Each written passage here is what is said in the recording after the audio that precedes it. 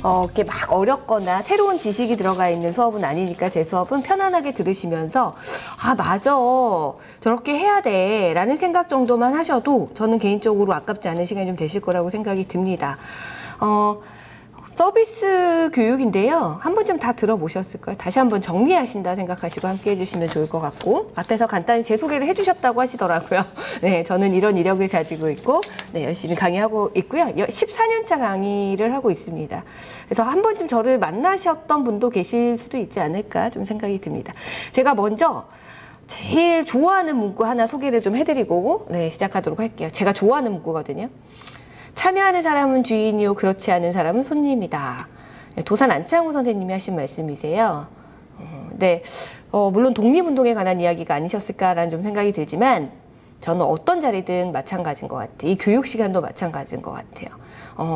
이 시간의 주인이 되시고 어느 자리든 그 주인으로 함께 하시는 거는 다른 거 없더라. 열심히 그 시간을 참여하시는 것밖에는 없더라는 거. 그래서 오늘 모든 분들이 함께 저와 함께 하는 시간은 다 주인이 되실 수 있는 시간 되셨으면 좋겠다라는 거 말씀을 좀 드리고요. 자, 먼저 제가 오늘 선생님들하고 좀 처음에 나누고 싶은 내용은 바로 파워에 대한 이야기입니다.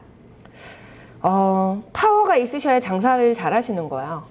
잘 하실 수가 있어요. 사업을 잘 하실 수가 있어요. 그죠? 그래서 오늘 파워를 좀 키우는 시간이다라고 좀 생각을 해주시면 좋을 것 같고, 파워가 종류가 5가지로 나눠진다고 합니다. 어디에서 나오느냐에 따라서. 그럼 나는 어떤 파워를 갖고 계시는지 한번 좀 생각해 주시고요. 어떤 파워를 키워야 되는지도 한번 좀 생각해 주셨으면 좋겠어요. 자, 그래서 오늘 먼저 파워에 대한 이야기를 시작할 건데, 파워의 원천이 어디냐에 따라서 5가지 종류로 나눠진다라고 말씀을 드렸고, 그 5가지부터 좀 한번 살펴보도록 하겠습니다. 자, 먼저 한번 볼게요. 합법적 파워라고 되어 있어요. 합법적 파워. 자, 합법적 파워는 어떤 파워냐? 법으로부터 나오는 파워가 합법적 파워입니다. 법으로부터 나오는 파워. 그럼 누가 가질 수 있는 파워일까요? 채팅창에 한번 써보시겠어요? 선생님들? 누가 가질 수 있는 파워일까요? 자, 웬만하면 질문 안 하도록 하겠습니다. 시간이 좀 없는 관계로. 맞아요. 공권력이라고 보시면 되는 거예요. 우리 임준호 선생님 너무 감사합니다. 자, 그래서 우리가 이제 합법적 파워는 누가 가질 수 있는 파워냐면 법을 집행하는 사람들이 가질 수 있는 파워입니다. 그래서 검찰, 판사, 경찰관, 공무원들 이런 분들이 가질 수 있는 파워가 합법적 파워다라고 보시면 돼요. 우리 가질 수 있어요? 없어요? 없어요. 저도 없고요. 우리 대표님들도 직업을 바꾸지 않는 이상 좀 가지기는 어렵습니다. 자, 이게 바로 합법적 파워다라고 보시면 될 것 같고요. 자, 2번째, 보상적 파워라고 되어 있습니다. 보상적 파워는 보상으로부터 나오는 파워가 보상적 파워예요. 그럼 누가 가질 수 있느냐면 보상을 손에 쥐고 있는 사람이 가질 수 있는 파워죠. 그죠? 그러면 선생님, 우리 이제 예비 대표님들이라고, 제가 대표님들이라고 이제 말씀 좀 드릴게요. 대표님들이 사업을 하는 입장에서는 이 보상적 파워를 누가 가지시는 걸까요? 누가 가지시는 걸까요? 저 이거 이해를 잘 하셔야 돼요. 누가 보상적 파워를 갖고 있는 걸까요? 창업 준비하신. 누가, 왜 공무원이 보상적 파워를 갖고 있어요? 우리 대표님들이 사업하실 거잖아요. 이제 사업하시면서 가장 큰 보상적 파워가 센 사람이 누구실까요? 사업하는 입장에서 봤을 때. 그렇죠. 소비자죠, 고객이죠. 이제 내가 만약에, 어디 취직을 했다. 그러시면 대표님이 보상적 파워가 센 사람이에요, 내 입장에서 봤을 때. 근데 우리는 사업을 하실 거잖아요. 사업을 하시는 입장에서 봤을 땐 보상적 파워가 누가 센 거예요? 고객이 보상적 파워가 센 거예요. 왜? 내가 재방문을 할 거냐 안 할 거냐, 이거 어찌 보면 우리한테 보상이거든요. 돈을 벌 수 있는, 그쵸? 누가 가지고 있는 거예요? 고객이 가지고 있는 겁니다. 소비자가 가지고 있는 거예요. 자, 오늘은 저한테는 누가 보상적 파워가 있으신 분들이냐면 이 앞에 계시는 담당 선생님들하고 그리고 우리 대표님들이 오늘 저한테 보상적 파워가 굉장히 세신 분들이에요. 왜냐면 강의 끝나고 그 강사평가 하시잖아요. 강사평가 하실 때 제가 다음에 올지 안 올지가 결정이 되는 게 우리 선생님들의 이 체크에서 결정이 되는 겁니다. 제가 우리 선생님들한테 되게 잘 보여야 돼요. 제 고객님들이신 거죠. 그죠? 네, 이게 바로 보상적 파워다 라고 보시면 될 것 같아요. 자, 그리고 3번째는 강제적 파워. 강제적 파워는 이 물리적인 파워라고 보시면 될 것 같아요. 그래서 우리가 딱 봤을 때 나보다 힘 좀 쓰겠는데 이런 분들 있죠? 그런 분들을 보고 나보다 강제적 파워가 센 사람이구나 라고 이야기할 수 있는 겁니다. 아셨죠? 자, 그리고 네 번째 뭐라고 써있나요? 전문성 파워. 전문성 파워는 전문성으로부터 나오는 파워가 전문성 파워예요. 그럼 누가 가질 수 있냐? 가장 쉽게 설명을 하자면 라이센스를 가지고 일을 하시는 분들이 전문성 파워가 세신 분들이에요. 방금 강의하고 가셨던 우리 특허권 변리사님, 변리사님, 회계사님, 그죠? 교수님들, 그리고 의사 선생님들 이런 분들이 전문성 파워가 센 사람들이라고 얘기합니다. 근데 이분들 같은 경우는 우리가 이제 저랑 모르겠네요. 강사비가 저랑 같을지는 모르겠으나 또 어찌 됐건 우리 1시간 막 면담하는데 몇십만 원 달라고 하시잖아요. 그렇죠? 왜냐하면 이분들은 전문성 파워를 인정받으신 분들이에요. 자, 근데 꼭 라이센스가 없더라도요. 그거 하나만큼은 진짜 그 사람이 잘한다 라고 인정을 받으시면 그건 전문성 파워가 세다라고 이야기할 수도 있습니다. 저희는요, 지금, 물론 이제 대학 교수도 하고 있고 하지만 그거 외에는 이렇게 강의를 올 때는요, 자격증이 크게 필요 없어요. 이 자격증이 꼭 있어야 이 자리에 있을 수 있는 건 아니에요. 이제 강의를 들어보고, 그죠? 이런 것들을 통해서, 괜찮더라, 잘하더라 라고 인정받으면 이 자리에 있을 수 있는 거거든요. 근데 자격증 없더라도 인정받으면 또 전문성 파워가 있다라고 이야기할 수가 있겠습니다. 자, 마지막 보겠습니다. 마지막은 평점 파워예요. 평점 파워는 주위의 평판으로부터 나올 수 있는 파워가 바로 평점 파워다라고 이야기할 수가 있습니다. 그렇죠? 그러면 우리 진짜 중요하죠. 선생님들, 그쵸? 대표님들, 이 평점 파워 무시하시면 안 돼요. 특히나 요즘같이 정보가 워낙 너무 넘쳐나는 시대에 살고 있는 우리는요, 이 평점 파워에 따라서 사업의 승패가 나뉠 수도 있다라고 보시면 될 것 같아요. 이게 바로 평점 파워다라고 보시면 돼요. 자, 그래서 종류가 이렇게 5가지로 나눠지는데 이 5가지를요 또 2가지로 구분을 지을 수가 있습니다. 자, 첫 번째 볼까요? 합법적 파워, 보상적 파워, 강제적 파워. 이 3가지를 묶어서 우리가 무슨 파워라고 얘기를 하냐면 포지션 파워라고 이야기합니다. 말 그대로 지위 파워란 얘기예요. 그 지위에 있을 때만 가질 수 있는 파워. 그쵸? 그죠? 자, 그래서 이 지위 파워 같은 경우는 그 지위에 있을 때만 가질 수 있기 때문에 나중에 그 지위에서 내려오는 순간 없어지는 파워가 바로 포지션 파워라고 보시면 되겠죠. 그래서 공무원분들이 많이 하시는 말씀 중에 하나가 내가 현직에 있을 때 애들 시집장가 보내고 퇴직해야 될 텐데 이 말씀 되게 많이 하세요. 그렇죠? 그 이유가 바로 현직에 있을 때와 없을 때의 차이를 너무 잘 알고 계시기 때문이다. 이걸 가지고 이제 포지션 파워, 지위 파워라고 하는 거다라는 거죠. 자, 그러면 전문성 파워와 평점 파워 이 2가지를 묶어서 우리가 뭐라고 얘기를 하냐면 퍼스널 파워라고 이야기합니다. 퍼스널 파워는 말 그대로 개인 파워라는 얘기예요. 내가 존재할 때까지 가져갈 수 있는 파워가 바로 퍼스널 파워라는 이야기죠. 그렇죠? 근데요, 대표님들 아시겠지만 대한민국에서 지역에서 사업을 하실 때는요, 이 퍼스널 파워를 무시할 수가 없습니다. 그죠? 대표님들, 창업하신 대표님들의 이 퍼스널 파워를 무시할 수는 없어요. 그래서 우리가 기본적으로 이 퍼스널 파워를 키워내셔야 된다. 제가 지금 우리 대표님들 명단을 좀 받고 있는 창업 아이템 요거 보시잖아요. 나중에 이름 지으실 거잖아요. 지으신 분들도 계시고. 그렇죠? 상호명을 이제 지으실 건데, 이 상호명 자체도 어찌 보면 하나의 사람으로 뛰어났을 때 퍼스널 파워를 얼마나 갖느냐에 따라서 성공하느냐 못하느냐가 결정되는 게 아닐까라는 좀 생각이 들어요. 그죠? 자, 그래서 우리가 퍼스널 파워를 키워야 되는데, 퍼스널 파워를 키우려면 어떻게 해야 되냐? 제일 중요한 거 바로 남들보다 잘하는 뭔가가 있어야 된다라는 얘기예요. 역량이 있어야 된다. 전문적인 게 있어야 된다. 근데 그런 거 없이 창업을 하시면 조금 힘들어지겠죠, 아무래도. 나만의 뭔가 특별함이 있어야 된다는 이야기거든요. 그죠? 그리고 2번째는 사업을 하는 내가 어떤 캐릭터를 갖고 있느냐, 어떤 성품을 갖고 있느냐, 이것도 굉장히 중요합니다. 그래서 우리가 기본 이제 창업을 하시기 전에 나는 그럼 퍼스널 파워가 얼마나 있느냐, 요걸 한번 좀 고민을 해보셔야 되고요. 또 저는 개인적으로 퍼스널 파워를 높이기 위해서 중요한 것 중에 하나가 바로 서비스가 아닐까 좀 생각이 들어요. 왜냐하면 서비스도요, 역량이라고 얘기하고 능력이라고 얘기합니다. 그래서 서비스 잘하는 친구 뽑아야 돼 이런 얘기하는 거예요. 그쵸? 고객 응대 잘하는 직원 뽑아야 돼 라고 얘기하는 이유도 그걸 역량으로 치기 때문에 그래요.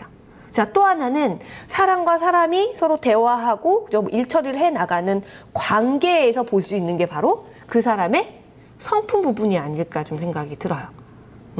그래서 서비스 능력이야말로 퍼스널 파워를 키우는 가장 좋은 능력 중에 하나가 아닐까라는 생각을 개인적으로 해봅니다. 그래서 우리 서비스 능력 오늘 조금 더 키우신다 생각해 주시고 함께 해주시면 좋을 것 같고요. 또 퍼스널 파워를 키우기 위해서 내가 가지지 못한 부분은 어떤 부분인가 한번 또 생각해 보실 수 있으시면 좋겠다. 자, 그래서 오늘 서비스, 고객 만족에 대한 이야기를 할 건데요. 왜 고객 만족 시켜야 되나요? 왜? 재방문이 있어야죠. 그렇죠? 네. 고객 만족시켜야 입소문이 나죠. 뒤에 이제 마케팅 수업도 있는 것 같은데, 마케팅의 가장 기본은 고객 만족이에요.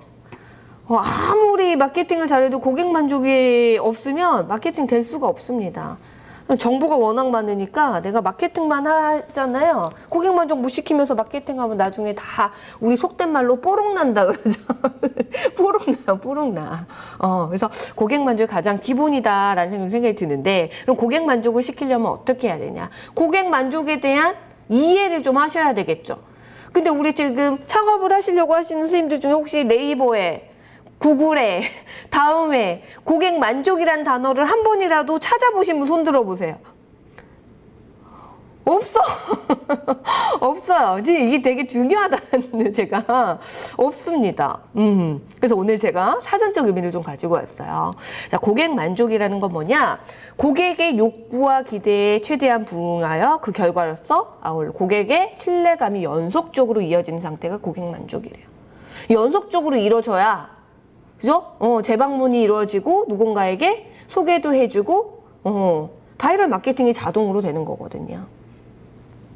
자, 그러면 여기서 우리가 포인트로 잡으셔야 되는 게 뭐냐면요. 고객의 욕구와 기대가 뭔지를 아셔야 돼요. 어떤 욕구와 기대를 가지고 있는가? 요걸 아셔야 돼요. 그러면 이제 다 물론 아이템별로 조금씩은 다를 수 있죠. 그쵸? 고객이 나한테 우리 매장에 들어올 때, 내 상품을 구매할 때 어떤 욕구를 가지고 있는가 사람들마다 다 달라요. 근데 그 욕구를 충족시켜주는 거는 세 가지라고 볼 수 있어요. 자, 첫 번째는 뭐냐면 하드웨어적인 거.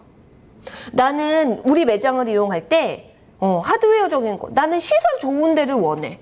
이런 욕구를 가지고 오는 고객들, 하드웨어를 원한다는 거죠. 이해되셨죠? 우리가 카페라든지 카페 창업하시는 분들 되게 많으신데, 예를 들어서 카페를 간다 그러면 하드웨어를 중요하게 생각하는 사람도 있어요. 안 그렇습니까? 분위기가 좋아야 돼. 조명이 좋아야 돼. 시설 깨끗해야지. 이거 하드웨어적인 걸 욕구를 가지고 있다고 보시면 되겠죠. 자, 그럼 두 번째는 소프트웨어입니다. 소프트웨어는 전반적인 시스템적인 걸 생각하시면 돼요. 예를 들어서 내가 들어가서 주문하고 커피가 나오는 데까지의 걸리는 시스템이 잘 돌아가느냐. 그죠? 난 착착착착 이렇게 이루어지는 데가 좋아 라고 생각한다면 이게 소프트웨어적인 거. 이걸 원하는 고객들이 있을 수 있다라는 거예요. 그쵸? 자, 세 번째는 people. 뭐예요? 이건 휴머네어적인 겁니다. 야, 나는 시설이랑 시스템 다 필요 없어. 사장님 친절하면 가는 거지. 사장님 괜찮은 분이면 난 가는 거야. 이런 욕구를 가지고 있는 분들은 이제 피프적인 거다. 휴머네어적인 걸 욕구를 가지고 있다라고 보시면 돼요. 이 세 가지가 잘 이루어졌을 때 가장 만족도가 좋아요. 그죠? 근데 우리가 한번 생각해 보시면요. 돈이 넘쳐나. 돈이 넘쳐나가지고 하드웨어적인 거 너무 잘 만들고요. 돈이 좀 남아가지고 소프트웨어적인 것도 막, 그죠? 착착 주차도 너무 편하고 막 주차 공간도 넓고 딱 들어오는 순간 뭐 첨단 기계가 막 안내하고 막 이런 너무 좋겠지만 그게 쉽지는 않다는 거예요. 그죠? 그러면 우린 기본적으로 소상공인 분들은 특히나 기본적으로 우리 갖춰야 되는 중요한 거, 그죠? 목숨 걸고 내가 만족도를 높여야 되는 것 중에 하나가 바로 이 휴머네어적인 거, 피프적인 거라는 거예요. 근데 간혹 그런 분들 계세요. 내 물건은 최고야. 제가 좀 그런 분들 보면 되게 안타까워요. 컨설팅 할 때도. 그거 본인 생각이신 거고, 그거 고객들한테 들어봐야지. 그죠? 다른 분들은, 요게 문제고 저게 문제라고 생각하는데, 남 얘기 안 들어요. 귀 딱 막고요. 무슨 소리냐고. 우리끼리 최고라고. 진짜 안타깝죠. 자, 근데 이 세 가지가 굉장히 중요한데요.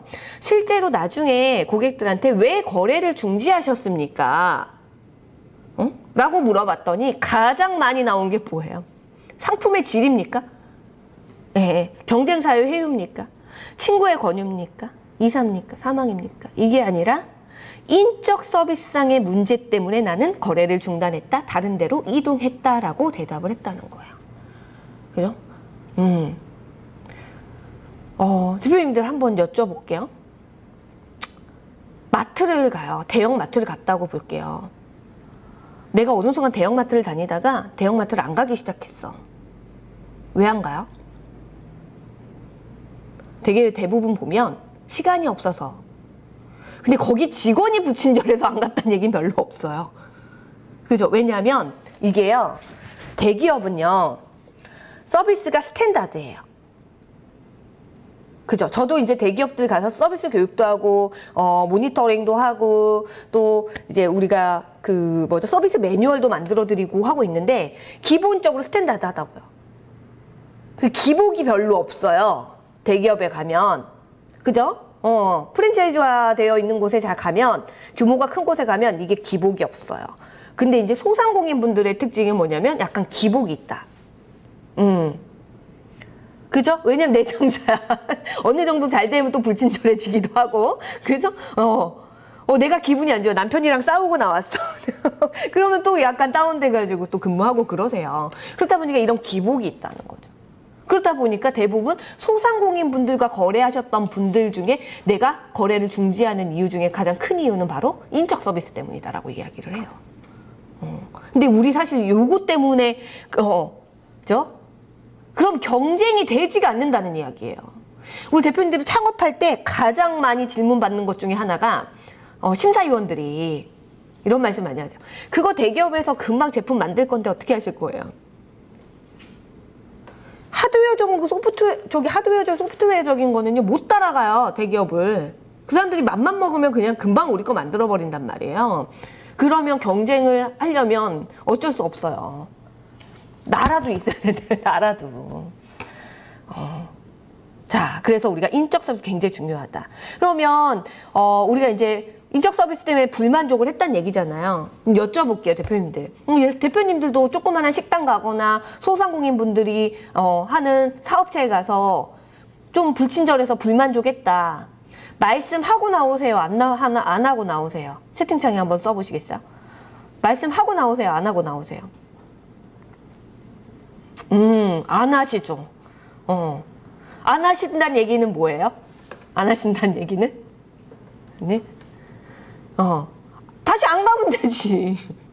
다시 안 가면 되죠? 그죠? 이거예요. 다시 안 가면 돼요. 근데요, 우리가 다시 안 오면 이게 이제 사업이 좀 어려워진다는 거예요. 재방문율이 낮으면, 소상공인분들은. 네. 나의 충성 고객을 만들어 놓으셔야 되는데. 근데 또 하나 문제점은 뭐냐면, 해도 싫어하더라고. 맞아요. 이게 가장 큰 문제예요. 난 한다는 이야기하고 안 한다는 이야기는 이렇게 구별하는. 한다는 이야기는 그것만 고쳐주면 내가 다음에 또 오겠다라는 뜻이거든요. 안 한다는 얘기는 내가 다음에 안 올 건데 못 오러 내가 싫은 소리를 해. 얼굴 붉히면서 이 얘기거든요. 근데 우리는 여기서 이제 문제가 뭐가 발생이 되냐면 안 하고 안 오는 고객들은 고마운 고객이에요. 어찌 보면 왜 안 올 거라고 상상을 못 하시니까. 만족했나 보다 그러고 보내드린다고요. 근데 뭔가 불만을 얘기하는 고객은 우리가 무슨 얘기를 하냐면 진상 고객이라고 얘기합니다. 내가 진짜 다른 고객들 아무 소리도 안 하는데 저 고객만 저런다고 진상이란 얘기를 해요. 이게 가장 큰 문제라는 거죠. 그러면 결국은요. 한번 여쭤볼게요. 말을 하고 계속 오는 고객이 좋습니까? 말 안 하고 안 오는 고객이 좋습니까? 사람마다 다를 수 있어. 네. 그죠? 말을 하고 오셔서 하고 와야죠. 그죠? 우리는 계속 오는 고객이 필요해요. 그러면 진짜 고마운 고객은 싫은 소리를 해주는 고객이라는 거예요. 그 마인드부터 바꾸셔야 돼요. 그럼 싫은 고객이 하는 이야기는 어떻게 해야 돼요? 싫은 고객이 하는 얘기는 고맙다고 하셔야죠. 진짜 감사하는 마음으로 표현을 해주셔야죠. 근데 이제 우리 소상님도 아께서 해도 싫어하시더라고요. 우리 조미주 선생님 쓰셨잖아요. 생각해서 기껏 얘기해줬더니 얼굴 표정이 막 이죠? 안 좋아지기 시작하시는 거예요. 자, 그래서 우리가 이제 그거 생각을 해주셔야 되고요. 실제로 보면 불만족한 고객들은 63%가 침묵을 한대요. 말 안 한대요. 그리고 31%는 지인들한테 얘기한대요. 그리고 직접 항의하는 경우는 6%인 거예요. 그럼 10명 중에 1명만 얘기하고 한다는 거거든요. 그럼 1명이 와서 그 불만을 얘기하면 그 뒤에 9명도 똑같은 불만이 있을 확률이 높다는 이야기예요. 그럼 고쳐서 그걸 바꿔서 충성 고객을 만들어야 되는데 그렇게를 못 한다는 거죠. 그죠? 그런데 문제는 이거는 옛날 수치고요. 요즘은 SNS가 가장 큰 문제입니다. 예전에는요, 말 안 하고 끝났는데 요즘은요, SNS에 다 올려요. 영수증 리뷰 한번 보세요.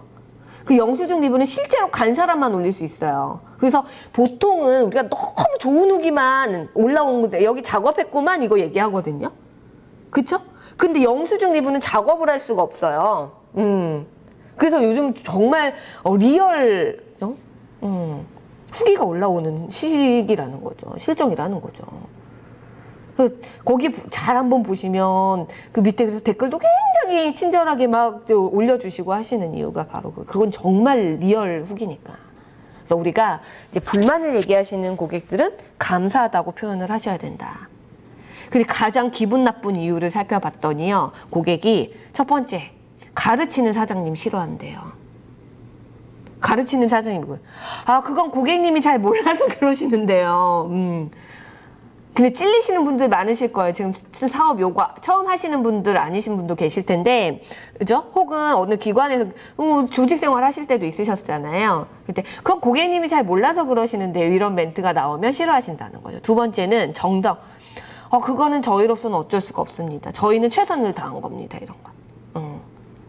그렇죠? 근데 이거 어쩔 수 없이 우리는 여기까지밖에 못 해드려. 그런 경우는요. 어떻게 하셔야 되냐면 첫 번째는 한번 확인하겠습니다가 나와야 돼요. 다 알아. 뒤에가 확인을 해봤자야. 그래도 한번 확인을 해보겠습니다라는 멘트와 확인해낸 척이라도 해서 얘기를 하는 것과 그냥 그 자리에서 단정적으로 안 돼요.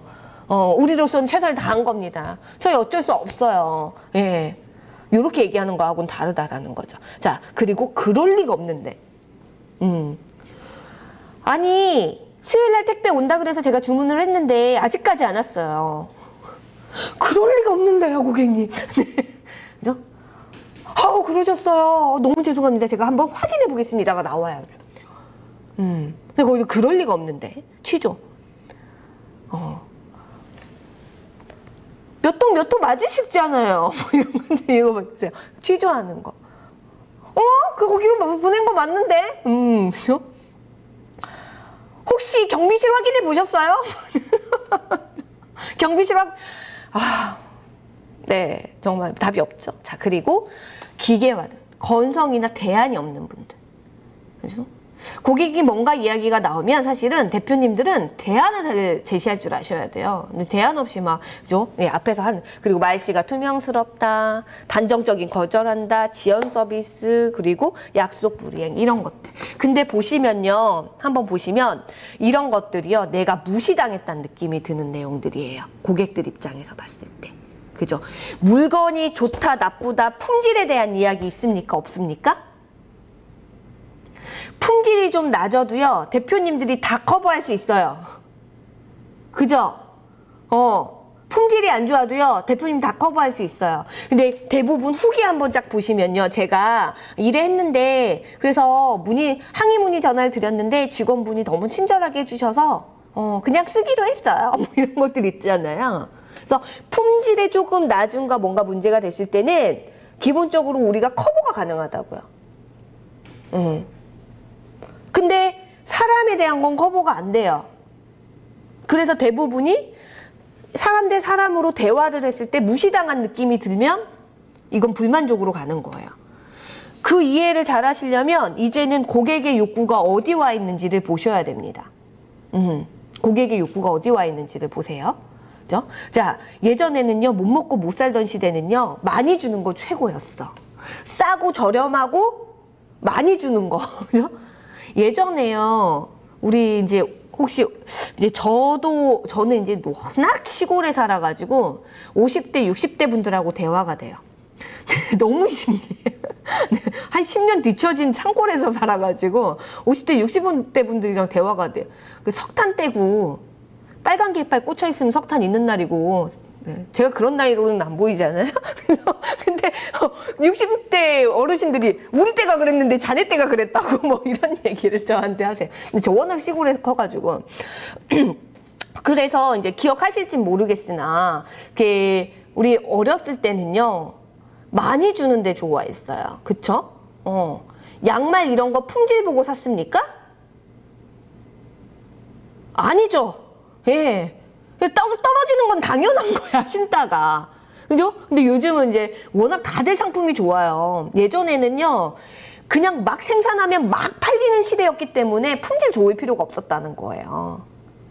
그래서 막 그냥 품질 안 좋아도 싸게 많이 생산해서 팔았다는 얘기죠. 근데 지금은 그렇지 않잖아요. 그래서 품질은 어느 정도 다 비슷비슷하다고 보시면 돼. 혁신적인 게 어디 있습니까, 요즘? 안 그래요? 혁신 하는데 제가 봤을 때 소상공인분들 창업하는 것 중에 혁신적인 게 어디 있어요? 제가 가끔 심사도 가는데 혁신적인 거 없어요. 그럼 혁신적인 게 없으니까 당연히 그럼 뭘로 이제 그거 말고 저 기본 욕구를 충족해 줘야 되는데 지금 고객들의 기본 욕구는요. 인정 욕구, 존경 욕구예요. 대화 중에 그 욕구만 충족해 줘도 만족도가 굉장히 올라간다는 거예요. 그래서 고객들하고 대화 좀 못 하시고요. 고객들의 인정 욕구, 존경 욕구를 충족시켜주지 못할 분들이시면 사실은 사업하시면 안 돼요. 물건만 만드시고 그거 잘하시는 분을 앞에 세워서 고객 만족시키셔야 돼요. 그죠? 자, 그래서 지금은 우리가 인정 욕구, 존경 욕구의 시대에 있다. 한번 여쭤볼게요. 우리 대표님들. 누구나 다 인정받고 존중받아야 행복한 시대에 살고 있습니다. 먹을 거 없고 입으로 넘는 사람 없어요. 그죠? 나도 인정받고 존중받아야 돼요. 그럼 대표님들도 인정받고 존중받아야 돼요. 자, 그러면 나는 집에서 인정받고 있고 존중받고 있다. 채팅창에다 저요라고 한번 써보세요. 나는 집에서 인정욕구, 존경욕구를 엄청 충족받고 있다. 채팅창에 저요. 우리 김태희 선생님. 아우 감사합니다. 조미주 선생님. 우리 나방한 선생님, 지금 카메라 켜신 분들 다들 저요라고, 강정희 선생님, 고맙습니다. 지금 저요라고 막 하셨는데요. 죄송한데 제가 확인할 길이 없네요. 제가 확인할 길이 없네? 확인할 길이 없어. 근데요, 이렇게 지금 저요라고 확실하게 대답하신다는 얘기는 내가 얼마나 거기 안에서 노력을 하고 계시는지가 눈에 보이죠. 근데요, 제가 강의 가서 100명 분들한테 여쭤보면 여기서 한두 분 손들까 말까예요. 못 들어요. 제가 그것도 포스코 인재개발원에서 제가 상무님들, 이사님들 강의하거든요. 그 중소기업, 그러니까 포스코 밑에 계신 중소기업, 가족기업들 있죠. 중소기업 대표님들하고 이사님들하고 그분들 모아놓고 강의할 때 여쭤봐요. 집에서 인정욕구, 존경욕구 받으시는 손 들어보세요. 아무도 못 들어요. 밖에서 인정받고 존중받으시는 분들. 그죠? 자, 이게 대한민국의 현실이라고 합니다. 이게 특히 대한민국에서 많이 나타나는 현상이라고 해요. 사회학자들이. 그래서 대한민국 국민들 중에 집에서 인정받고 존중받는 사람은 다른 나라들에 비해서 좀 낮다는 거예요. 퍼센테이지가. 뭐 때문에 그럴지는 모르겠어요. 그죠? 대충 뭐 나오죠? 아시죠? 이제 결혼해서 살아보니까. 왜냐하면 이게 우리나라의 특징이 종속됐다고 생각해요. 결혼하면.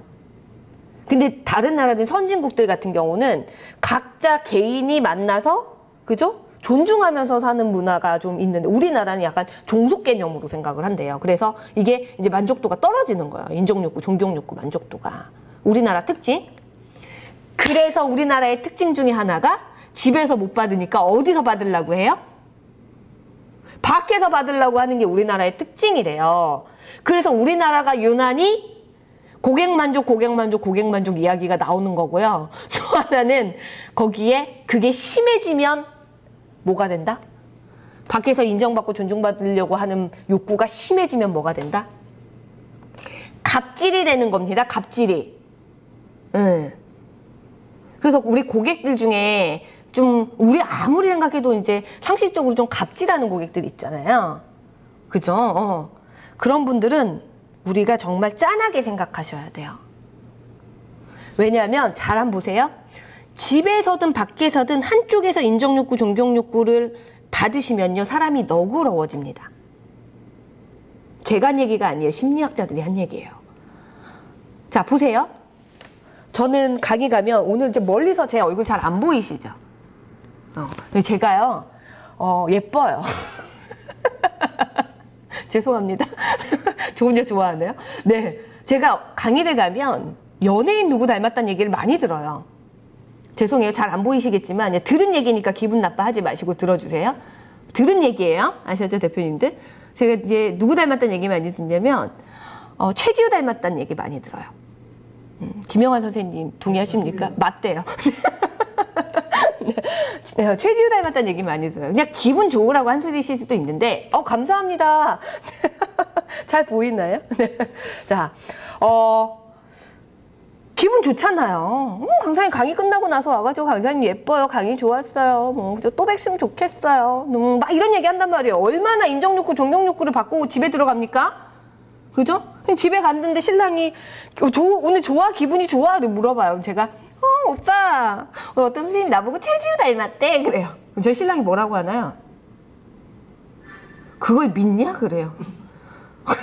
기분 좋으라고 한 소리를 믿어? 이런단 말이에요. 자, 근데 제가 신랑이 나를 무시하는 말을 해도요, 밖에서 인정욕구, 존경욕구를 너무 많이 받으니까 어떻게 돼요? 그러거나 말거나 난 기분이 좋아 있는 거예요. 이게 여유가 있다는 이야기예요. 그래서 양쪽 중에 한 군데라도 받으면 사람이 기분 좋아지고 이제 여유가 좀 있어지는 거거든요. 근데 이쪽에도 못 받고 저쪽에도 못 받으면 어떤 상황이 되냐면 사람이 까칠해지죠. 너까지 나를 무시해 이렇게 되는 거예요. 그래서 이제 갑질하고 좀 까칠하신 고객들을 만나시면요. 아, 짠하구나. 어디서든 못 받으셔서 네 이러시는구나. 그럼 나라도 충족시켜줘야겠구나. 우리 성인 군자가 좀 되라는 이야기이긴 한데, 네, 사업하시는 그 정도. 그러면 그런 분들은 충성 고객 될 확률이 높습니다.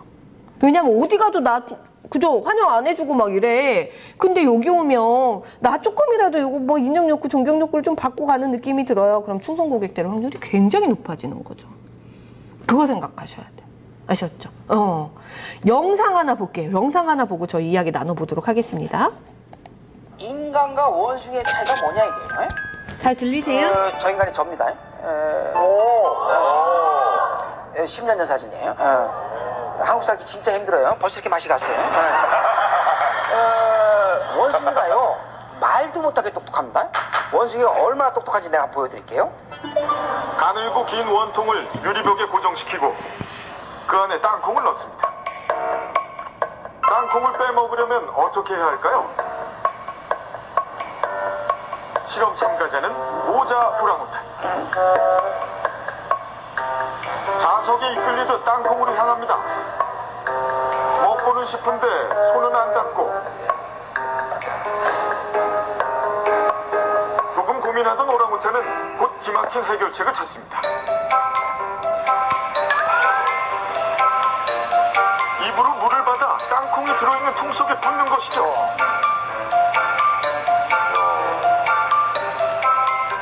솔직히 생각 못하신 분들도 계시죠? 우리 못했어. 저 통은 뺐죠. 야, 이거 정말 예상 외입니다. 봤어요? 네. 원숭이 이렇게 똑똑해요. 그러네요. 이게 IQ가 적어도 80에서 90은 돼야 나오는 행동입니다. 너 자부도 제법. 이거 안 되는 사람들 많아요. 원숭이 이렇게 똑똑해요. 근데 왜 원숭이 인간처럼 못됐어요? 도대체 원숭이가 인간에 비교해서 뭐가 부족하냐 이게. 저 정도 IQ를 가졌는데 원숭이가 뭐가 부족한지 또 한번 봅시다. 걸 봐왔지만 스스로 해보지 않습니다. So there is a model of the mother. Mother starting the block, but infants do not spontaneously stack the block. We don't know why. 사람의 경우 보통 한 살쯤이면 블록을 쌓을 수 있습니다. 블록 쌓기는 유아 지능 발달에 빠지지 않는 자극제죠. 엄마의 행동만 보고 동전 교환까지 배운 아유문데 2살이 넘도록 블록 쌓기를 하지 못하는 이유가 대체 뭘까요? 사람의 경우 엄마는 아이가 블록에 관심을 가지도록 계속 유도하고 옆에서 도와주고 적극적으로 가르치죠. 스스로 쌓을 수 있게 될 때까지 끊임없이. 이거예요. 인간의 엄마만 자기 아기를 보고 감탄해준다. 이거 어마어마한 얘기입니다. 어마어마한 얘기예요. 원숭이를 비롯한 모든 포유류는 태어나면 자기가 움직여서 엄마 젖을 빨아먹어요. 모든 포유류는 태어나면 자기가 움직인다. 인간의 아기만 태어나면 꼼짝 못해요. 인간의 아기만 미숙아로 태어납니다. 인간이 위대한 이유는 미숙아로 태어나기 때문에 그래요. 이 꼼짝 못하는 아이들고요. 엄마는요 하루 종일 감탄밖에 안 해줘요. 올 안 그래요? 어? 하루 종일 할 줄 아는 게 애가 뭔데다 그냥 올 이렇게. 어? 근데 어느 순간에 엄마가 이상해져요. 어머 이래. 뭐예요? 애가 평소에 하던 거하고 다른 걸 살짝 보여줘요. 어머 여봐 확 잡아당겨요. 어? 그래서 엄마는 거짓말장이라고 그래요. 회사 갔다 오니까 애가 오늘 걸었다고 그러죠? 애가 오늘 엄마 엄마한테 걸어봐 못 걸어요. 애가 오늘 엄마 해봐 못해요. 신기한 건 일주일 지나면 애가 걸어요. 일주일 지나면 애가 엄마 해요. 뭐야 엄마 본 거예요. 애 요만한 변화가 나타나죠. 어머 여봐 확 잡아당겨요. 그래서 한마디로 요약을 하면 아기는 엄마의 감탄을 먹고 자란다는 거예요. 전쟁과를 데려다가 암만 잘 먹이고 자립해도 얘네들이 걷는 게 1년 느리고 말하는 게 1년 느려요. 왜? 자신의 변화를 보고 감탄해주는 사람이 없기 때문에 그래요. 왜 살아요? 감탄하고 감탄받고 싶어 살아요. 왜? 엄마가 날 보고 감탄해줘서 인간이 된 거기 때문에 그래요. 왜 산대요? 네, 감탄받고 싶어 산대요. 근데 이제 요거는 결국은 반응받고 싶어 산다고 보시면 돼요. 근데 그 반응 중에서도 이왕이면 긍정적인 반응을 받고 싶어서 산다라고 보시면 돼요. 그래서 우리 고객들하고 계속 소통하셔야 되고 반응해 주셔야 돼요. 그게 이제 우리 대표님들 하셔야 되는 서비스 중에 가장 중요한 서비스다.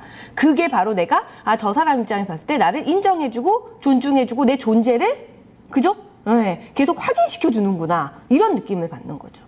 이해되셨죠? 자, 그래서 우리 고객들은 나와 똑같이 인정받고 배려받고 존중받으려고 하는 욕구를 가지고 있고 특히나 돈을 주고 서비스를 제공받는 고객들 입장에서는 더더욱이 그런 욕구가 당연히 강할 수밖에 없다라는 거 이해를 좀 해주셨으면 좋겠습니다. 자, 그러면 우리가 저 사람이 나를 배려해주고 존중해준다 그런 느낌을 받는 것 중에 가장 첫 번째면서 기본인 게 바로 나를 보고 웃어주는 거예요. 그게 첫 반응이에요. 고객의 첫 반응.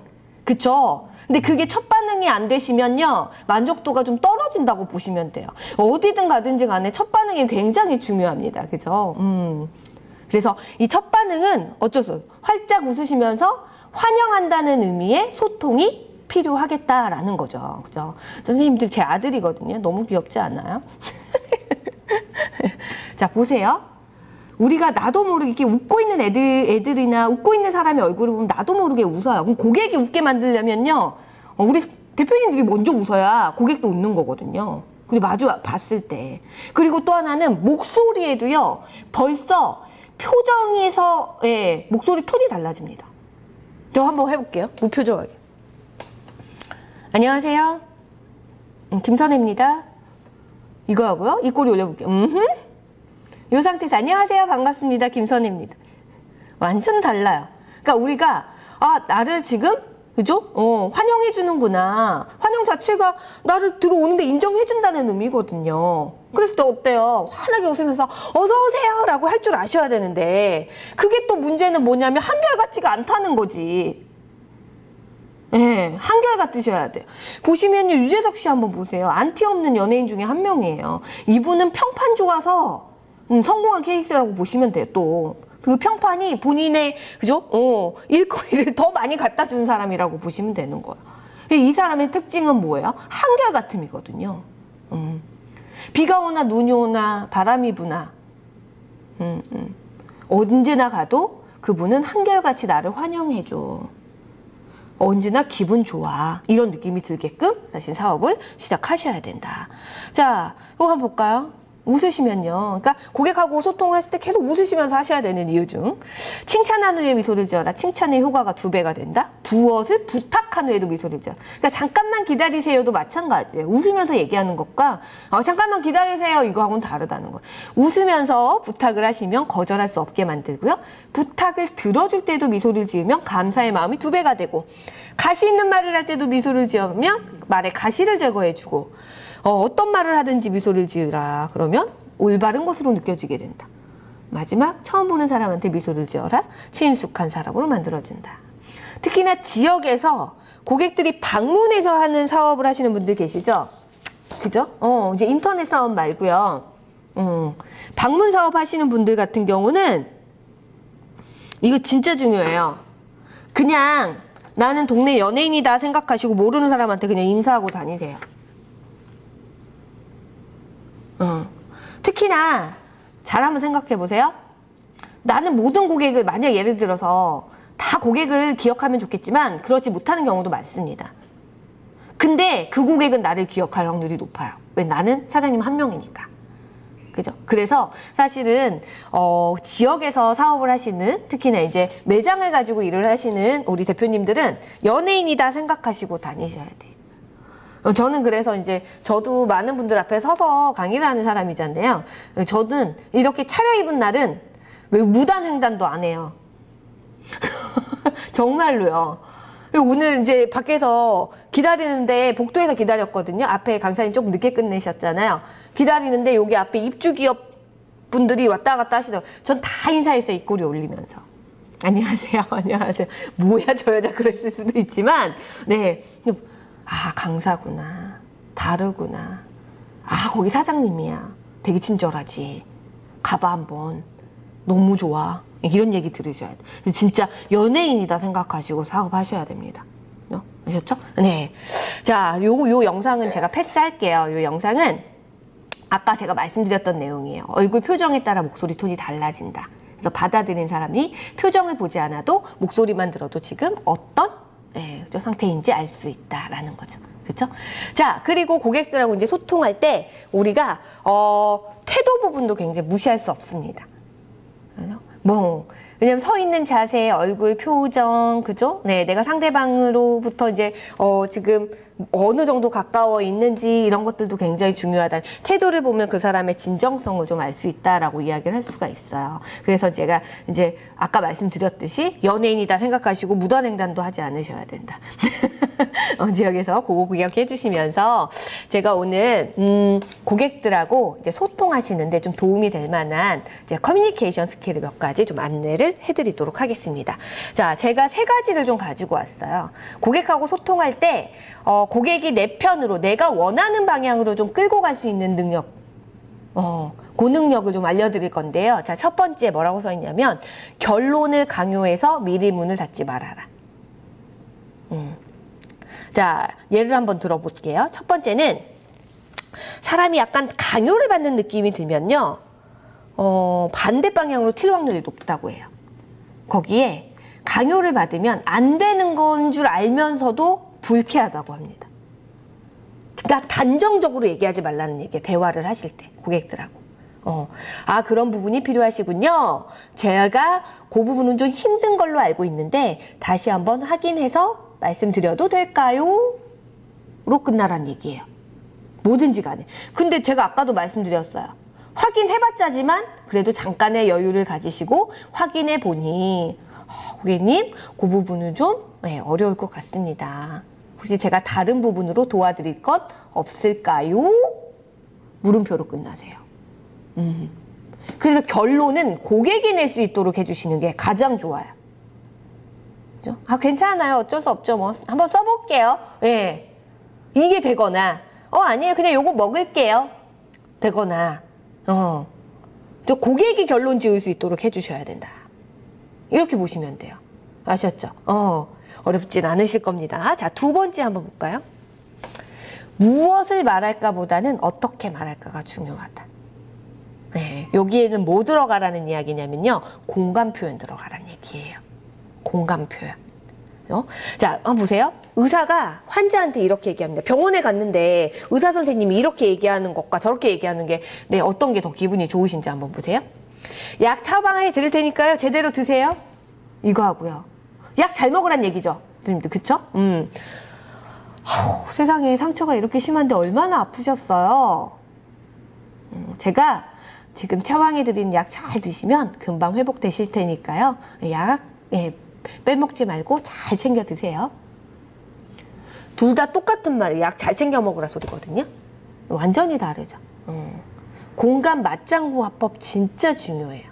고객이 와서 내 일하고 상관없는 이야기를 하셔도 마찬가지예요. 공감해주는 표현을 하셔야 내가 저 사람한테 배려받고 있고 존중받고 있구나라는 느낌이 많이 들죠. 자, 예를 한번 들어보도록 할게요. 공감 맞장구. 자, 우리 커피숍에 들어왔는데 아주 쉽게 제가 커피숍으로 예를 좀 들겠습니다. 커피숍에 들어왔는데 우리 고객님이 오늘 날씨 너무 좋아요 이렇게 얘기했어요. 네, 주문하시겠어요? 얼마나 무하네요. 그냥 차라리 그냥 주문하시겠어요? 이렇게 얘기하면 너무 좋은데 또 이런 분들 계세요. 오늘 너무 날씨가 너무 좋네요. 그랬더니 저희는 매장에서 하루 종일 있어가지고요. 날씨가 좋든지 안 좋든지 간에 뭐 크게 차이가 없네요. 네. 이런 분들 계세요. 진짜 대화하기 싫죠. 그쵸? 자, 그럼 어떻게 하셔야 되나? 뭐라고 맞장구 쳐주셔야 할까? 이게 맞장구 공감화법이거든요. 우리가 날씨가 너무 좋네요. 뭔가 멘트 할 말이 없으시면요. 그냥 고객이 한 얘기를 똑같이 따라 하시면 돼요. 그러니까 날씨가 너무 좋으네요.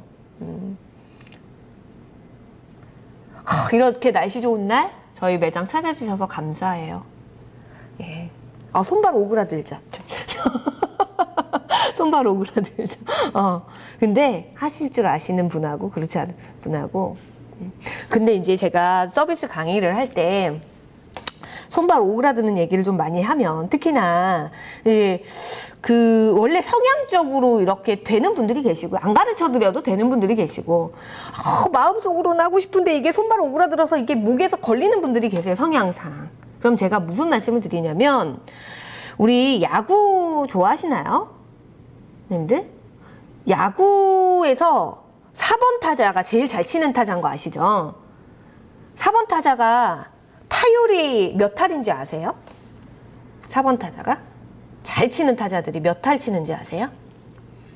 혹시? 3할 쳐요, 3할. 3할 때 쳐요. 맞아요. 우리 나방한 선생님 고맙습니다. 3할 때 쳐요. 3할 때 친다는 얘기는 10번 중에 3번 친다는 얘기거든요.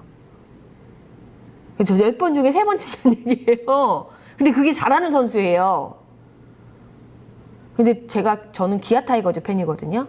근데 얼마 전에 뉴스를 하나 봤더니 기아 타이거즈 지금 9등인가 거의 꼴찌예요. 3할 치는 타자가 한 명이 없대요. 다 2할이래, 2할.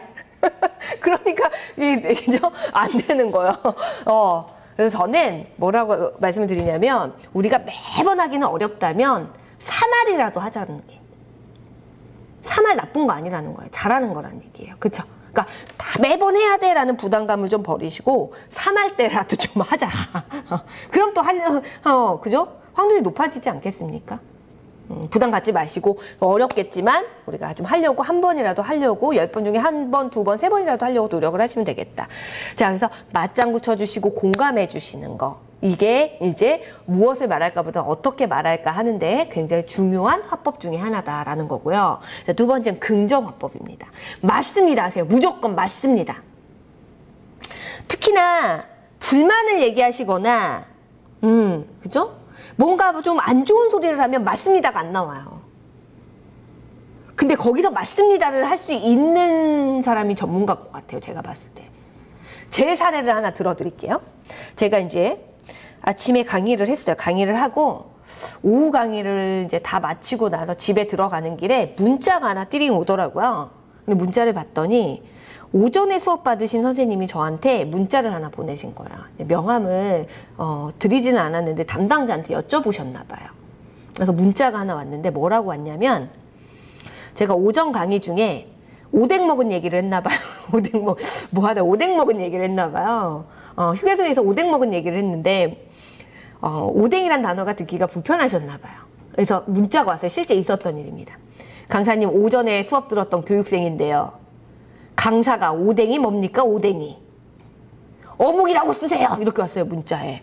이모티콘 하나도 없이 하셨죠. 무슨 이모티콘이라도 있으면 부드럽게 얘기한다고 좀 받아들였을 텐데 아주 그냥 느낌표 막 이렇게 왔어요. 답장 뭐라고 보냈을까요? 제가. 네. 선생님 말씀해 주셔서 감사합니다. 맞습니다. 오뎅이라는 단어는 지양해야 되는 단어입니다. 근데 너무 감사드립니다. 제 수업을 잘 들으셨다는 증거가 아닐까 좀 생각이 들어서 다시 한번 감사 말씀드리고요. 다음부터는 제가 오뎅 대신 어묵이라는 단어를 꼭 쓰도록 노력하겠습니다. 선생님 덕분에 중요한 걸 오늘 배웠습니다. 라고 보내드렸어요. 답장을. 그랬더니 다음 답장이 왔어요. 뭐라고 왔냐면 그거 빼고 다 좋았음 이렇게 왔어요. 김제 사시는 분이세요. 지금도 가끔 연락 옵니다. 강사님 김제 오면 왜 연락하라니까 안 하냐고. 내가 커피 한 잔 사야 되는데 뭐 이런 말씀하세요. 이게 팬이 됐다는 얘기거든요. 이 단골 고객이 그렇게 되는 거예요. 충성 고객이 그렇게 되는 거예요. 그래서 불만을 얘기할 때 특히나 이 긍정화법을 쓸 수 있으시면 굉장히 좋아요. 고객님 맞습니다.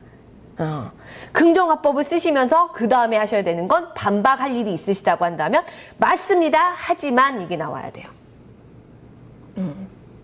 근데 특별히 이게 내가 반박을 안 해도 되는 내용인데 벗은 안 나와도 돼요. 그런 경우는 그냥 맞습니다로 끝내세요.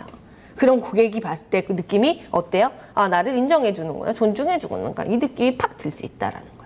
그렇죠? 네. 자, 그래서 긍정화법, 공감 맞장구 화법, 예스 버터 화법을 좀 잘 활용하시면 좋고요. 또 하나 이제 화법을 하나 말씀드리면 이게 이제 습관적으로 배시면 좋으세요.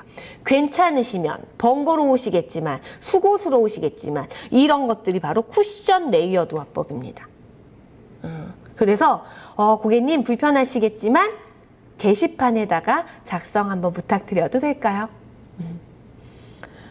고객님 게시판에 그거 문의하세요. 그럼 답변 드립니다. 틀린 얘기는 아니에요. 그죠? 근데 고객님 불편하시겠지만 게시판에 한번 문의글 남겨주시면 저희가 보고 답변 빠른 시일 내에 답변을 좀 드리도록 하겠습니다. 괜찮으실까요? 또 물음표로 끝나시면 좋죠. 그죠? 이렇게 대화를 하셔야 돼요. 그래 전문가란 느낌이 들죠. 그죠? 우리 고객들이 만족도가 높아지는 것 중에 또 하나가 전문가랑 소통하는 느낌이 들면 또 만족도가 높아지거든요. 근데 이 대화를 하시면 딱 느낌이 옵니다, 이게. 특히나 다 서비스 업종이 많으니까 우리는. 그죠? 와, 내가 고객이 막 지식을 알려달라고 하진 않잖아요, 우리한테. 그런 경우 아니기 때문에 이 쿠션 레이어드 화법. 레이어드 화법은 물음표예요. 물음표로 끝나는 게 레이어드 화법이에요. 예를 들면 쿠션 언어를 넣으면 레이어드 화법이 자동으로 됩니다. 고객님 죄송한데 잠깐 기다리세요. 이거보다는 고객님 바쁘시겠지만 조금만 기다려 주실 수 있으실까요? 라고 끝나는 게 쿠션 레이어드 화법이다 라고 보시면 그게 문제는 없으실 겁니다. 자, 이해되셨죠? 자, 다음 넘어가도록 할게요. 그리고 이제 우리가 또 문장형 화법을 써주시면 굉장히 도움이 된다. 예를 들면요, 이런 거예요. 예를 뭘로 좀 들어볼까요? 직거래 맞죠? 이게 지금 저희 직거래 하는 게 맞죠? 고객이 이렇게 물어보셨어요. 네. 이해되셨죠? 강사님 5시 반에 끝내주시나요? 네. 틀린 얘기는 아닌데 저 답변을 하긴 했는데 뭔가 빠진 느낌? 그래서 문장형으로 답변해 주시는 게 좋아요. 저희가 이게 지금 직거래로 거래하는 게 맞죠? 네, 고객님 직거래가 맞습니다. 이게 문장형 화법. 단답형 화법 하시면 안 돼요. 자, 그리고 뭐 또 예를 들어서 그러면 제가 이번 주 목요일까지 받을 수 있는 거 맞는 거죠? 네. 이게 아니라 네, 고객님 목요일까지 받을 수 있도록 제가 준비해 드리겠습니다. 이렇게 대답하시는 게 문장형 화법이다. 그죠? 여보, 앉자? 좀 싱겁지 않아? 아니. 마늘이 조금 더 들어가면 좋을까? 아니. 확 그냥 막 그냥. 네, 밥상이 이렇게 뒤집어지는. 네. 이게 답변이라고 하고는 있지만 이게 답변이 아니에요. 여보 짜지 않아? 아니? 안 짠데? 괜찮은데? 이렇게 문장형으로 대답을 하셔야 그 사람하고 대화가 즐겁죠. 그죠? 성의 있는 느낌이 들죠. 이게 습관화가 좀 되시면 좀 좋겠습니다. 그래서 문장형 화법을 쓰시는 것도 우리가 아니면요. 어렵다 그러시면 네 고맙습니다. 이라도 하세요. 네, 고객님 목요일에 받는 거 맞으시죠? 맞는 거 맞죠? 네, 네 맞습니다. 고맙습니다.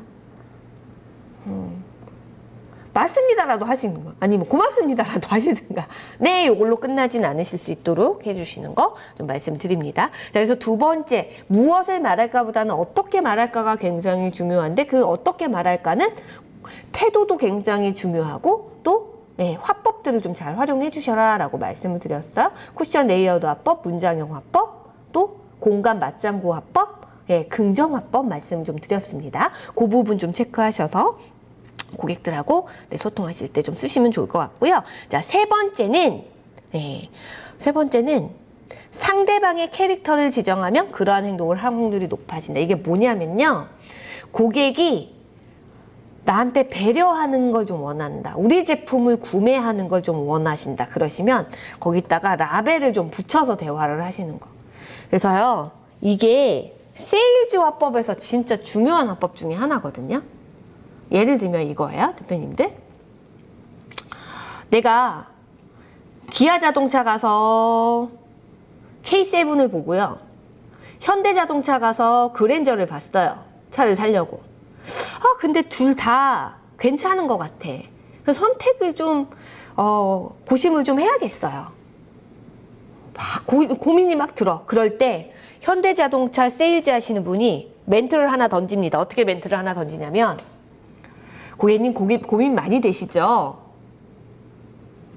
저는 우리 고객님이 현명한 분이시니까 현명한 선택을 하실 거라고 믿습니다. 현대자동차 직원이 이렇게 얘기했어요. 기아 살까요? 현대 살까요? 기아 멘트는 그게 없었다고 보세요. 그럼 현대 살 확률이 훨씬 더 높아집니다. 왜요? 현대자동차 세일즈 하는 사람이 현명한 선택을 현명하신 분이니까 현명한 선택을 할 거라고 믿다는 얘기는 내가 현명한 선택은 현대를 선택하는 거야. 이거를 설득을 벌써 시켜놓은 거예요. 그죠? 워낙 배려심이 많으신 고객님이시니 이번에도 좀 부탁을 드리게 되었습니다. 그럼 배려할 수밖에 없게 된다는 이야기예요. 이해되셨죠? 특히나 이제 첫 거래가 아닌 고객들하고 대화하실 때 마찬가지로 기억하는 거. 우리 고객님 저번에도 이제 이러이러한 부분에서 좋은 말씀 해주셔서 제가 너무 감명받은 기억이 있습니다. 판매자 입장에서 항상 이렇게 배려해 주시는 분이시니 이번에도 좀 배려를 제가 부탁을 좀 드리게 되었습니다. 그래서 뭐 조금 배송이 지연된다거나 그죠? 예, 이런 경우. 그러면 그 고객이 기분 좋게 기다리고 있다는 이야기예요. 강요하지 마세요. 고객이 움직이게 만드시려면 그죠? 자, 저한테 어떤 이제 강의장에 가면 우리 젊은 친구들이 강사님 일찍 끝내주세요 막 이래요. 그러면 준비한 것도 많은데 뭐 자꾸 일찍 끝내주래? 그죠? 사실은 강사들이 일찍 끝내주는 거 좋다고 생각하실 수도 있으신데 나 준비해온 게 많기 때문에 다 하고 가고 싶거든요. 그런 경우 있잖아요. 근데 교육생분들이 강사님 오늘 좀 일찍 끝내주시면 안 돼요? 차 막히는데 막 이래요 와서. 그렇게 얘기하면 기분이 좋을까요? 물론 이제 끝내드려요. 근데 기분 좋진 않아요. 그러면 이때도 이런 마찬가지죠. 강사님 우리 강사님은 항상 저희들 입장에서 좀 생각해 주시는 분이셔서 부탁 말씀을 좀 드리고 싶어서 말씀드리는 건데요. 오늘 저희가 좀 차가 막힐 것 같아서 일찍 끝내주시면 좋겠습니다. 완전히 아다르고 어다르죠. 그러니까 라벨을 붙여주세요. 어떤 사람이다 당신은.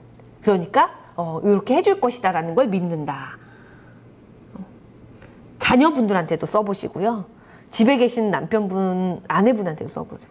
항상 그죠? 말을 예쁘게 하는 당신이니까 이번에도 좀 말을 좀 부드럽고 예쁘게 해줬으면 좋겠어 라고 얘기해 주셔야 돼요. 항상 엄마가 한번 얘기하면 듣는 우리 아들이니까 엄마가 2번, 3번 말하게 안 할 거지? 이렇게 얘기해 줘요. 엄마 2번, 3번 말하게 할래?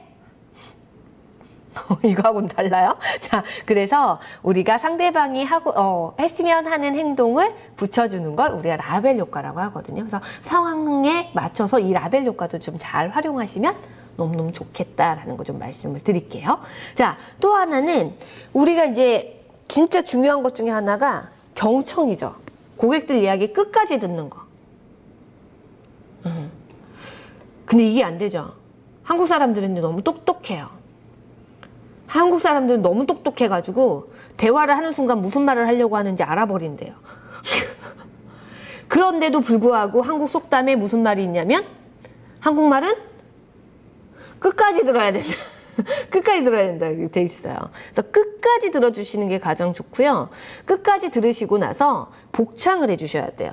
지금 고객님 말씀은 요러요러해서 요러요러하다는 말씀 맞으실까요? 라고 물어보세요. 확인하고 그러면 요런 부분 제가 요렇게 한번 알아보고 연락을 드려도 될까요? 대안 제시까지 들어가실 줄 아셔야 된다. 이 사장님이 지금 나랑 소통을 원활하게 하고 싶구나 라고 느끼는 고객들은 대안을 받는 고객들이에요.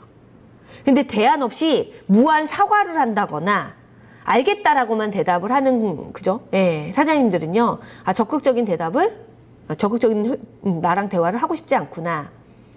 나라는 고객을 중요하게 생각하지 않는구나 라고 느낄 확률이 높다고 합니다. 그래서 항상 어디 대안 제시하셔야 돼요. 근데 우리가 대안 제시가 다음에 시정하겠습니다. 이것도 대안이거든요. 네, 무슨 말씀인지 알겠습니다. 안녕히 가세요. 이걸로 끝나시면 안 된다는 거죠. 고객님 요러요러한 말씀이시죠. 제가 그 부분은 다음부터는 좀 시정하도록 노력하겠습니다. 저희 직원들하고 이야기해서 다음에는 이런 불편함이 없도록 조치하겠습니다. 고맙습니다. 요것도 대안 제시예요. 그거까지 하실 줄 아셔야 돼요. 그리고 혹시 시간 되시면요. 저기 백화점에 가셔가지고요. 클레임 제기 한번 해보세요. 해보셔야 돼요.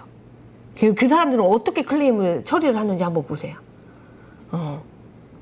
담당자가 있어요. 근데는 그죠?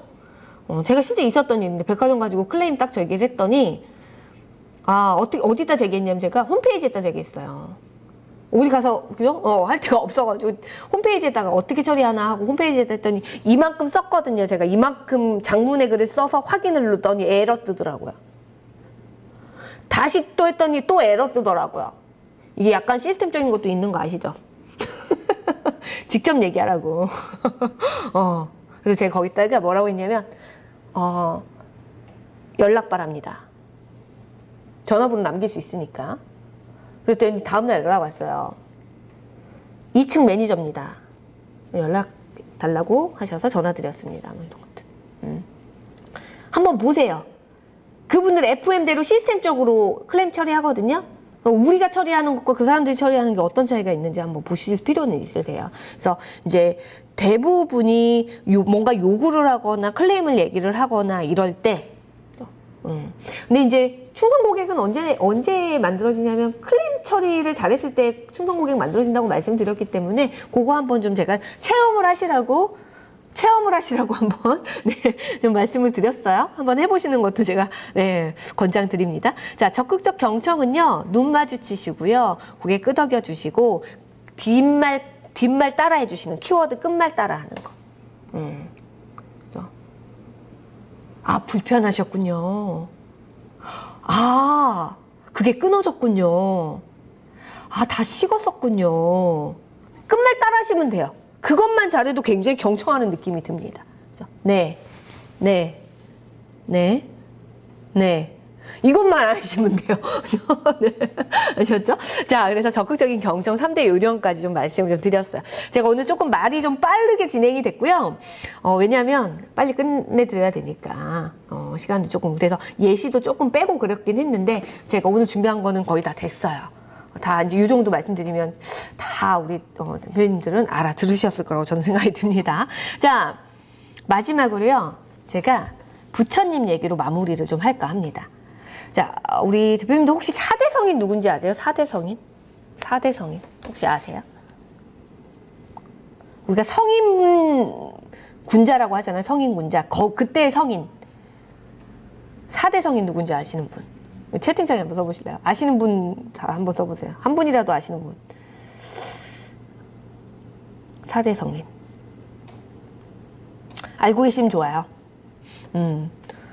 알고 계시면 내가 막 이렇게 확 올라온다 그러면 그분들을 생각하시면 컨트롤이 가능합니다.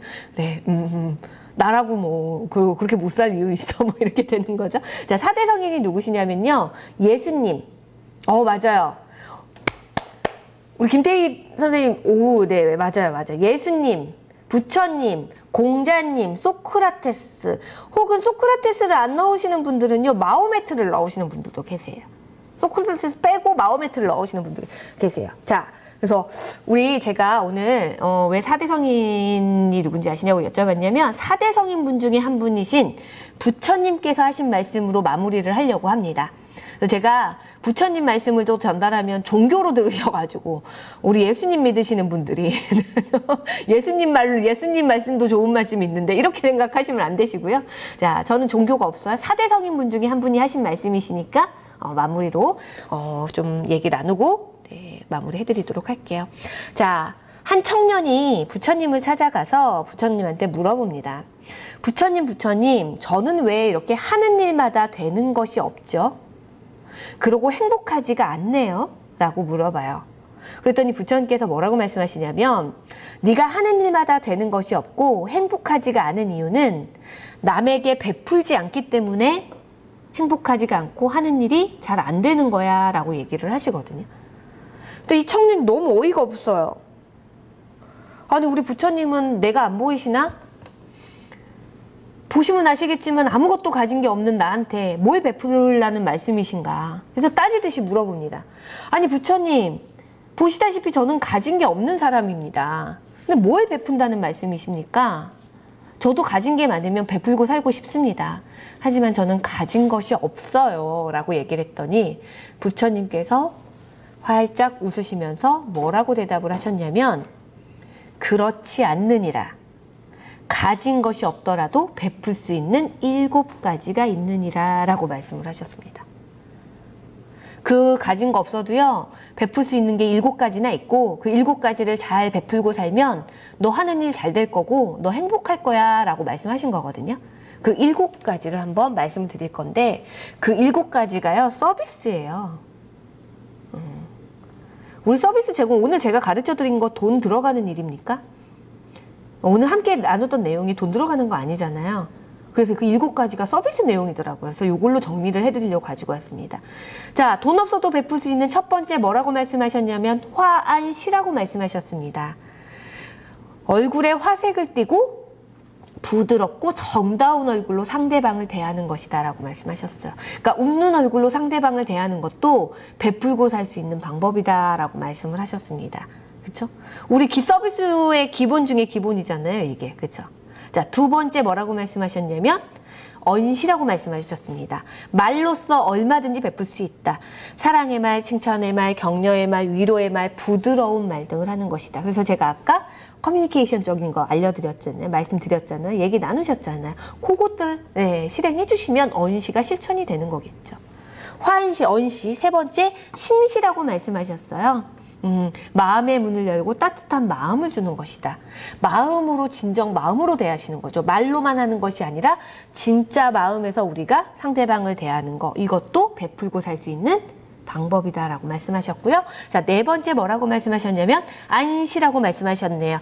눈으로 얼마든지 베풀 수 있으니 부드러운 눈으로 상대방을 바라보는 것이다. 고객과 네, 그죠. 눈높이를 맞춰주시는 거, 부드러운 눈으로 상대방을 바라보는 거, 이런 것들이 바로 안시가 아닐까 생각이 들고요. 다음은 신시입니다. 신시는 몸으로 때우는 것이다. 몸으로도 상대방을 도와주는 것이다. 그런 거 있잖아요.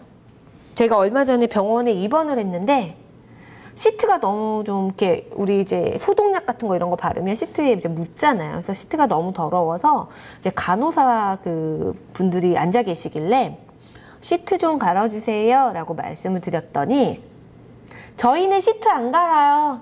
거기 담당하시는 여사님 계시니까요. 그 여사님한테 여사님이 오신 말씀하시는데 수요일하고 금요일만 갈아드리거든요.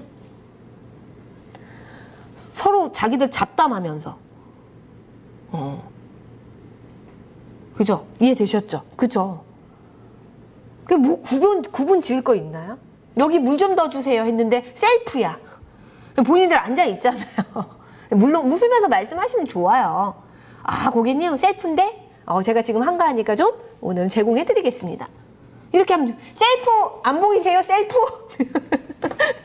다음에 안 가고 싶어. 그죠? 자, 이게 바로 신시가 아닐까 좀 생각이 들고요. 자, 6번째 뭐라고 말씀하셨냐면 좌시라고 말씀하셨습니다. 자리를 내어 주어 양보하는 것이다. 좋은 자리 안내해 주시는 거, 좋은 자리 권해 주시는 거, 이런 것들. 그리고 내가 함께하는 공간에서 좋은, 그죠? 기분 좋은 자리가 될 수 있게 만들어주시는 것도 좌시가 아닐까 좀 생각이 들고요. 자, 마지막 찰시입니다.